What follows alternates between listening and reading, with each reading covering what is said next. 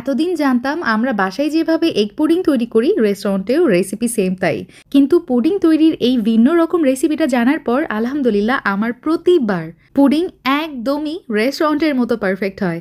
আলহামদুলিল্লাহ, শুধুমাত্র একটা এক্সট্রা উপকরণ যদি আপনি আপনার পুডিংয়ে মিলিয়ে নেন তাহলে আপনার পুডিংয়ের টেস্ট হবে একদমই রেস্টুরেন্টের মতো, আর দেখতে হবে 100-এ 100। এই সিক্রেট এবং সিম্পল টিপসটা হয়তো অনেকেই জানে না, তবে আজকে আমার রেসিপির মাধ্যমে ইনশাল্লাহ সবাই জেনে যাবেন। তো চলুন রেসিপিটা স্টার্ট করছি।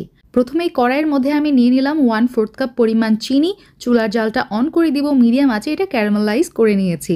ক্যারামেল হয়ে গেলে আমি 2 টেবিল চামচ মতো পানি দিয়েছি, তার সাথে ঘি ব্যবহার করেছি 1 চা চামচ। ঘি দিলে ক্যারামেলের টেস্ট অনেক ভালো লাগে আমার কাছে, আপনারা চাইলে ইউজ করতে পারেন। আর আমার আম্মু মানে পুডিংয়ের ক্যারামেলটা তৈরির সময় সবসময় ঘি ব্যবহার করে।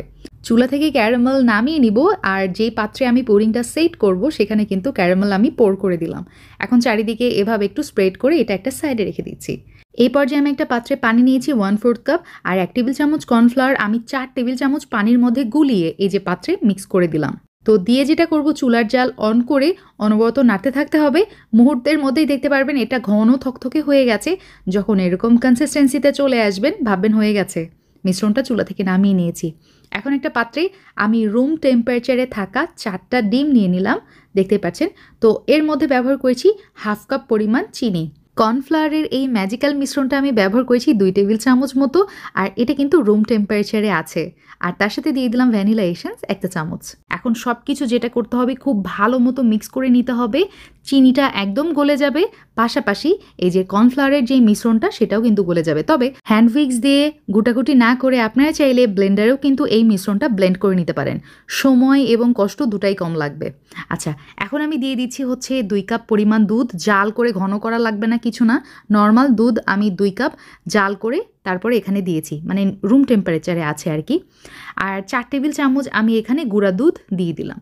এখন আবারও সব কিছু খুব ভালো মতো মিক্স করে নিয়েছি। যখন এই যে দেখতে পারবেন ওপরে ফেনা ক্রিয়েট হয়ে গেছে, তো বুঝবেন হয়ে গেছে। যেই পাত্রে ক্যারামেল আমি ঢেলে রেখেছিলাম সেখানেই কিন্তু এই যে পুডিংয়ের মিশ্রণটা আমি আবারও ঢেলে দিচ্ছি। আর ছেঁকে নিলে যেটা হয়, পুডিংয়ের ফিনিশিংটা কিন্তু খুবই ভালো আসে। এখন ফয়েল পেপার দিয়ে এই বক্সটা বা বাটিটা আমি মুড়িয়ে নিব। আর এখন যেটা করতে হবে, এটা স্টিম করতে হবে। আমি ঘড়ি ধরে প্রায় 40 থেকে 50 মিনিট মতো এটা স্টিম করেছি। আপনারা যেটা করবেন, 30 মিনিট পর একবার কাঠি দিয়ে চেক করবেন যে পুডিংটা সেট হয়েছে কিনা। যদি কাঠিটা ক্লিন বেরোয় তাহলে ভাববেন হয়ে গেছে। এটা আসলে পুডিংয়ের পুরুত্ব আর পরিমাণের উপর ডিপেন্ড করে। পুডিংটা প্রায় 2 থেকে 3 ঘন্টা আমি নর্মাল ফ্রিজে রেখেছিলাম সেট হওয়ার জন্য। তো দেখতে পাচ্ছেন কত সুন্দর করে সেট হয়ে গেছে। এখন আপনাদেরকে কেটে দেখাচ্ছি। চারিদিকের এজেসগুলো আমি একটু ছাড়িয়ে নিলাম। এই পর্যায়ে আমি পুডিংটা মোল্ড আউট করব। আমার কেন জানি, আমি জানি না, এই পর্যায়ে আমার সবচেয়ে বেশি ভয় লাগে, ভয় কাজ করে যে কেমন হলো, ভালো হবে নাকি। যাই হোক, আলহামদুলিল্লাহ আমার পুডিংটা একদমই পারফেক্ট হয়েছে। আপনারা চাইলে বাসায় এভাবে ট্রাই করতে পারেন। স্পেশালি যারা নতুন রাঁধুনি আছেন, যারা প্রথমবার পুডিং বানাচ্ছেন বা মনের মধ্যে ভয় কাজ করছে যে পারফেক্ট হবে নাকি, তারপর সুন্দরভাবে জমবে নাকি, তো নিঃসন্দেহে আপনারা চাইলে আমার এই রেসিপি ফলো করতে পারেন। সো এনাফ ফর টুডে, ইনশাল্লাহ আবার দেখা হবে। আল্লাহ হাফিজ, আসসালামু আলাইকুম।